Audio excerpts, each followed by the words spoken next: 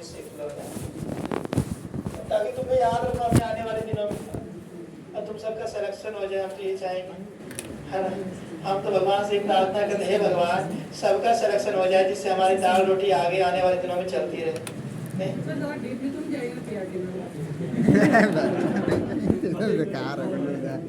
हे भगवान, इन बालक का करो कुछ कल्याण। देखो आप सबसे एक ही बात कहूंगा कि इंटरव्यू का कोई सिलेबस नहीं है। जब भी आप कोई सवाल इस तरह करें, बस ये ध्यान दें कि इंटरव्यू का कोई सिलेबस नहीं है। वो कहीं भी जा सकता है, कितना भी डीप जा सकता है। ये डिपेंड करता है आप किस हिसाब का जवाब दे रहे हैं। अगर आप अच्छे जवाब दे रहे हैं ना, फिर तो डीप में तो जाएगा। हो सकता है वो मीन गैली थ्योरी पूछे जो आपको नहीं आते, अब फिर सॉरी बोल रहे हैं।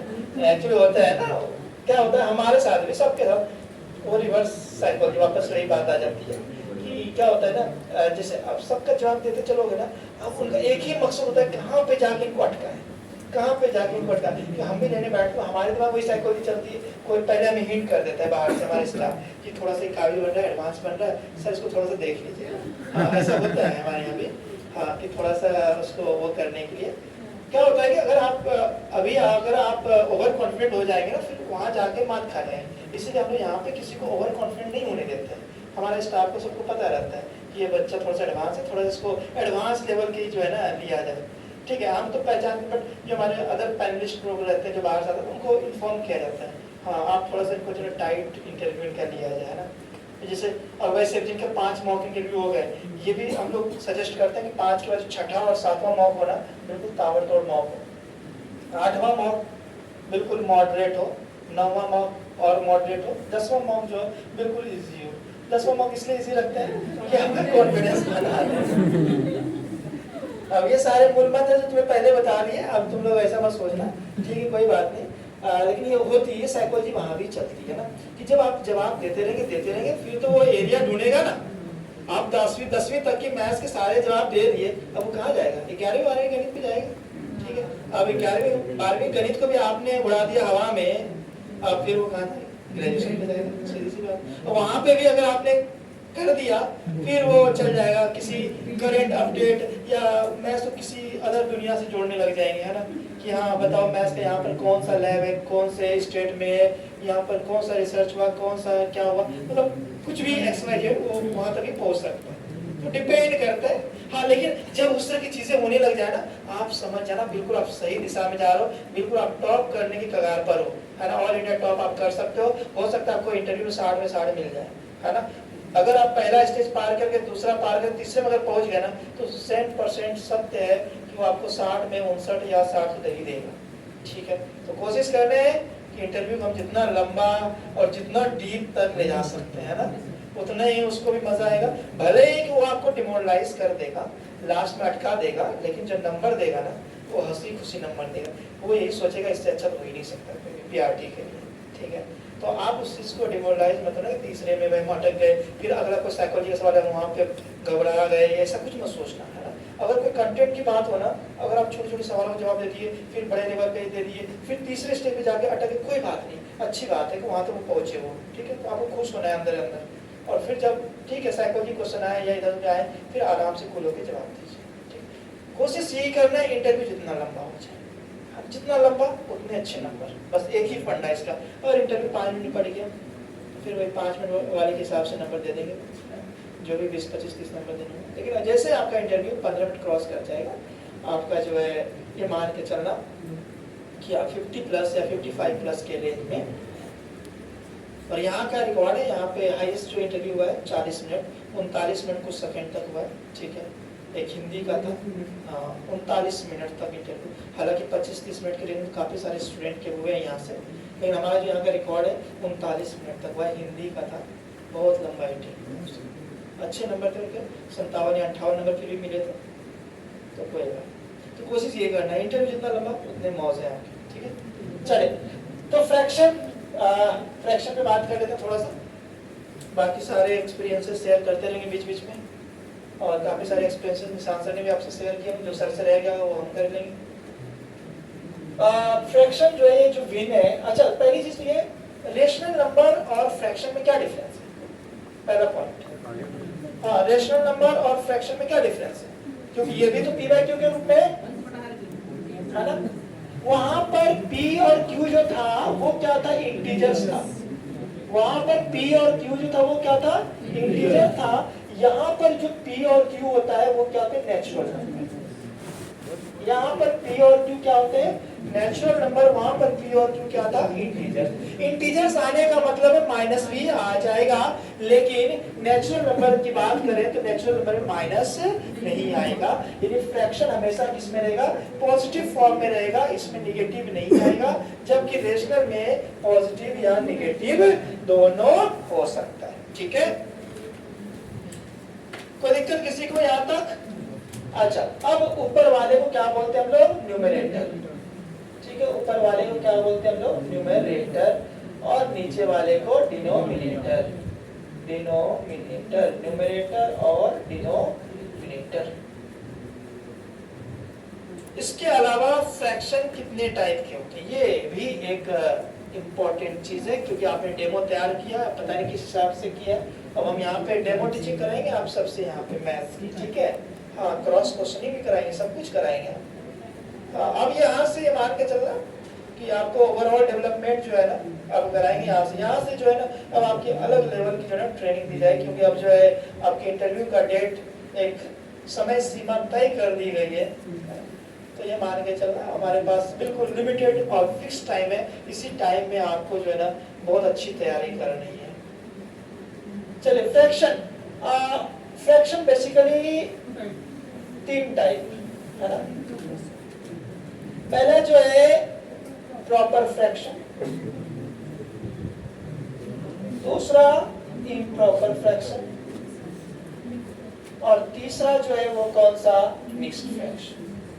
मिक्स्ड फ्रैक्शन किससे बनता है, ये बनता है एक तो natural number plus proper fraction.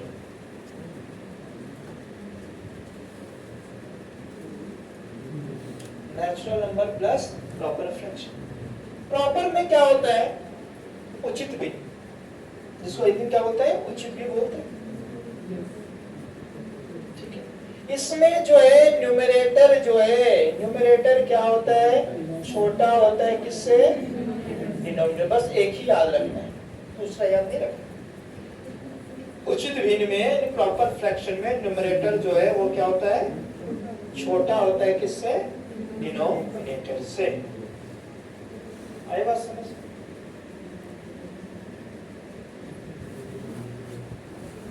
Proper में क्या हो जाएगा, उल्टा हो जाएगा। एक ही याद रखो, दूसरा क्या हो जाएगा, उल्टा हो जाएगा। इसमें न्यूमरेटर बड़ा होगा और डिनोमिनेटर क्या होगा, छोटा होगा। और मिक्स का बता दिया मैंने। प्रॉपर की बात करें, एग्जांपल देखो, 3/5, 12/29, ये कैसे फ्रैक्शन है, प्रॉपर। इम्प्रॉपर में क्या हो जाएगा, 5/3, 4/2, 4/3 ले लो इसको भी। ठीक है, 17/12, ये सारे क्या है, इम्प्रॉपर। और मिक्स तो आप लोग जानते ही हो, 2/6, 1/5, 3:1/9, 4:2/7, ये सारे के सारे क्या है, मिक्स्ड फ्रैक्शन है, यानी कि मिश्रित भिन्न है।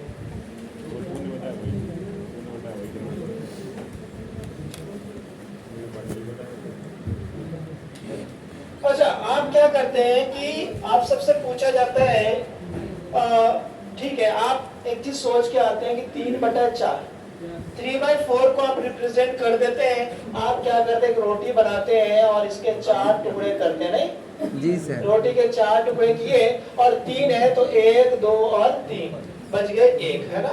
तो ये तो आप बता देते हैं, लेकिन जैसे मैं एक रिवर्स क्वेश्चन आप सबसे कर देता हूँ कि चलो 4/3 को कैसे रिप्रेजेंट करोगे। ठीक है, तो भाई 4/3 में क्या होगा, इसको मिश्रित में चेंज करो, 1/3, यानी एक रोटी तो पूरा होगा और दूसरे रोटी का कितना होगा, 1/3 हिस्सा होगा, है ना। 1/3 पार्ट आप लेंगे दूसरे रोटी का।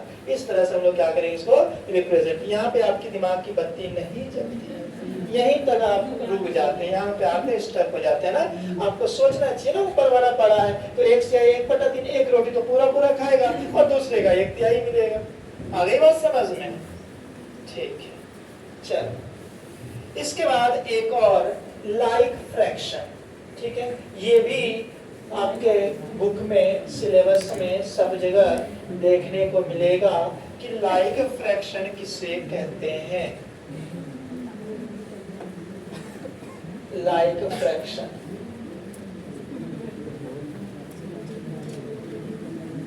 लाइक फ्रैक्शन उसे कहते हैं whose denominator is same, whose denominator is same, whose denominator is same, जिसकी डिनोमिनेटर क्या हो, सेम हो, वो क्या कहलाता है आपका लाइक फ्रैक्शन। लाइक फ्रैक्शन जैसे मैंने लिखा 5/14, 3/14, 9/14, 7/14, 4/14, यानी कि जिसका डिनोमिनेटर सेम है वो क्या कहलाएगा, लाइक फ्रैक्शन कहलाएगा। ठीक है, अच्छा फ्रैक्शन को जोड़ने आप सबको आता ही, घटाने भी आता है, गुना करने भी आता है, ठीक है, तुलना करने आता है क्या सबको? फ्रैक्शन को कैसे तुलना करेंगे? अगर मान लीजिए आपके पास 3 फ्रैक्शन दिया हुआ है, 4/5, 12/19 या 12/17, ठीक है, और 5/7। अगर आपसे पूछा जाए कि तीनों फ्रैक्शन में सबसे बड़ा कौन है, कैसे आप बच्चों को सिखाएंगे? हाँ देखिए, इसके अलग अलग प्रोसेस है। या तो आप एलसीएम ले जो थोड़ा सा टेढ़ा हो जाता है, अगर सबका एलसीएम लेना भारी पड़ जाता है, तो हमने एक सस्ता जुगाड़ इसके लिए ढूंढ रखा है। सस्ता जुगाड़ ये है कि 4/5 को 40/5 ले लीजिए, 12/17 को 120/17 ले लीजिए, और 5/7 को 50/7 ले लीजिए। हमने क्या किया, तीनों में एक एक जीरो बिठा दिया अपने मन से, ठीक है। एक एक जीरो जब बिठा दिया, यहाँ से कितना मिल गया, 8, यहाँ से 7 पॉइंट समथिंग समथिंग, और यहाँ पर 7 पॉइंट, ये भी समथिंग समथिंग आ गया, 7 पॉइंट, अच्छा 49 हो गया, 1 बचा 10, 7.1, और ये कितना हो गया, 17 7 119, 7.0 कुछ आएगा ना। तो ये क्या हो गया, बड़ा हो गया, ठीक है। तो सबसे छोटा कौन है, यही भाई साहब है। सबसे छोटा कौन हो गया, 12/17। इससे बड़ा कौन है, 5/7, और सबसे बड़ा कौन है, 4/5। तो इस तरह से आप तुलना कर सकते हैं आराम से बिना एलसीएम निकाले, ठीक है। अच्छा, अब फ्रैक्शन का एलसीएम और एचसीएफ कैसे निकालेंगे, ये भी एक सवाल हो सकता है। जब फ्रैक्शन पे बात चल रही है, जब सबका जवाब दे देंगे तो उनको फंसाने के लिए, अटकाने के लिए इसका पूछ लेगा, बताओ इसका एलसीएम और एचसीएफ कैसे निकालो। ठीक है, जिन लोगों ने कॉम्पिटिशन की तैयारी की उनको तो पता ही होगा, और आप लोगों ने कॉम्पिटिशन की तैयारी तो की है, तभी तो यहाँ बैठे हो, है ना, रिटन क्वालिफाई करके। चलो, रिटन जब आपने तैयारी किया होगा तो वहाँ पे भी एक चैप्टर था एलसीएम एंड एचसीएफ, ठीक है। हाँ, तो एलसीएम ऑफ फ्रैक्शन, किसी भी फ्रैक्शन का एलसीएम कैसे निकालते हैं? एलसीएम ऑफ न्यूमरेटर और अपॉन में एचसीएफ ऑफ डिनोमिनेटर। अच्छा, जिनको ये चीजें नहीं आती है एलसीएम और एचसीएफ निकालने के लिए, तो मेरे से मिल लेना, 5 मिनट में सिखा देंगे, ठीक है। तो ये भी एक तरीका है एलसीएम। अच्छा, एचसीएफ अगर पूछे तो उसका उल्टा हो जाएगा, ठीक है, बिल्कुल। एचसीएफ ऑफ फ्रैक्शन पूछेगा तो उल्टा कर देंगे आप, ठीक है। ये क्या हो जाएगा ऊपर में, एचसीएफ ऑफ न्यूमरेटर और एलसीएम ऑफ डिनोमिनेटर, ठीक है, ये आपको ध्यान रखना। सर, प्रॉपर और इम्प्रॉपर को प्ले वे मेथड से कैसे पढ़ाएंगे? हमसे पूछा गया था। रोटी तोड़ रहे थे तुम? प्रॉपर और इम्प्रॉपर के लिए बताए थे अब उसी के लिए बता रहे हैं। सर। बताए तो फिर बोले सर निमोनिक से कैसे बताएंगे और छोटा हाँ, तो कैसे? निमोनिक्स का ट्रिक्स, निमोनिक्स का मतलब ट्रिक्स। जैसे मान लो आपने पीरियोडिक टेबल पढ़े होंगे, जो लोग केमिस्ट्री बैकग्राउंड से होंगे ना, पीरियोडिक टेबल याद में निमोनिक्स से करो ना, हाई लीना करो रब से फरियाद है ना, फर्स्ट ग्रुप के एलिमेंट क्या है ना, फिर बोलते हैं नाना पाटेकर ऐश्वर्या सब बीमार है ना, तो वो याद करने का ट्रिक्स है ना।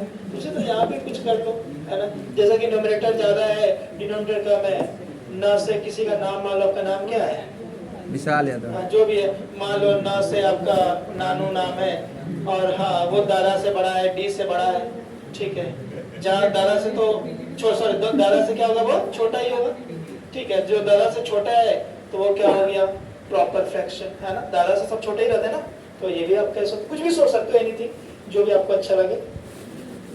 हाँ, डी का मतलब डिनोमिनेटर, डी का मतलब दादा, दादा सबसे बड़े होते हैं, तो जो दादा बड़े हैं प्रॉपर है, सही चीज है ना, वो शाश्वत सत्य है, तो ऐसा जैसे भी, हाँ कुछ और सोच लो, ठीक है, वैसा नहीं सब दादे बोलना वहां पे जाके, ऐसा कुछ जरूरी नहीं है, ठीक है। तो देखो फ्रैक्शन पे इतनी बात हो गई, और फ्रैक्शन पे कोई मन में सवाल उठ रहा तो बता दो। हाँ? किसकी? अच्छा, इसकी देखिए, अगर दो फ्रैक्शन लेते हैं तो क्रॉस मल्टीप्लाई भी यूज कर सकते हैं। 4/17 है और 5/12 है, अगर दो फ्रैक्शन है तो हमें क्रॉस मल्टीप्लिकेशन का यूज कर सकते हैं कि 12 चौके 48, इसको इससे गुना करेंगे 48, और 17 बचे कितने हो गए, 85।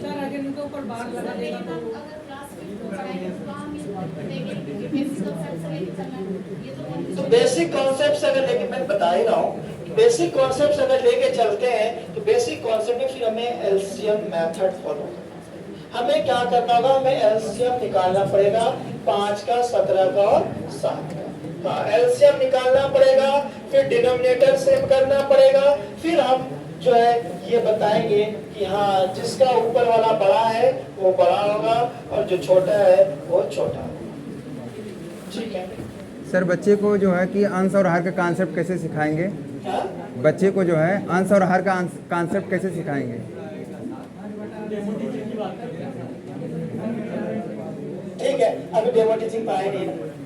पहले एक बार हम जीगा, फिर ऐसे सवाल उठेंगे, बहुत सारे सवाल उठते रहेंगे, ठीक है, तो इसके लिए हम लोग एक बार पहले ग्राउंड कर लेते हैं, कल इसी पे बात कर लेंगे, ठीक है, तुम्हारे जो भी छोटे मोटे ना इसी पे सबका जवाब देंगे। चलिए, एक टीचर भी ले आएंगे 5वीं क्लास के बच्चों के, जो मैथ्स पढ़ाते हैं उसको भी ले आएंगे साथ में। जी सर। क्योंकि वो डांस वांस करके तो वही सिखाएंगे ना, अब मुझे डांस तो आती नहीं। चलिए कोई बात नहीं, अच्छा लगता है पीआरटी वालों को डांस वांस करना, कम से कम इतना तो है कि डांस सिखाया जाता है ना ये एग्जाम, ठीक है। पोएम तो याद कर ही लेते हो आप लोग डांस करते हुए, फ्री फोकट में डांस सीख लेते हो सब लोग। कौन सा पोएम खूब गाते हैं बच्चे? उठ चला मैं उठ चला।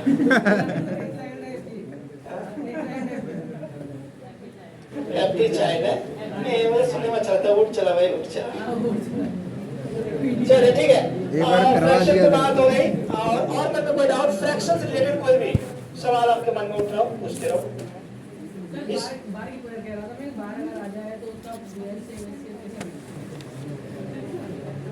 पहले बार को जोड़ने सिखा देंगे तुम्हें। हाँ सर, आपने पूछा था, बता दीजिए। क्या पूछा था आपसे, बताइए। वो बार वाला एडिशन। बार वाला एडिशन पूछा था? जी सर। ओह माय गॉड, किसने पूछ लिया ये, किस कंपनी? किसने पूछा था बार बार, किससे पूछा था? तो मैंने फिर लॉन्ग वाला बताया था, तो सर आपके एक्सप्रेशन ऐसे थे कि नहीं ये सही नहीं है। हाँ, उसमें गड़बड़ हो जाती है, जो आपने तरीका अपनाया था उसमें गलत हो जाती है। बार वाले को ऐड करने के अलग तरीके होते हैं, ठीक है। जैसे कि मान लीजिए पेशेंस है सबके पास? जी सर। ठीक, इसको समझने के थोड़े से पेशेंस है। नहीं, ये वाला जिनका कहना है कि 0.7295 है और यहाँ 95 पे बार है, ठीक है, इसमें ऐड करना है 0.3216, ठीक है, और यहाँ तीनों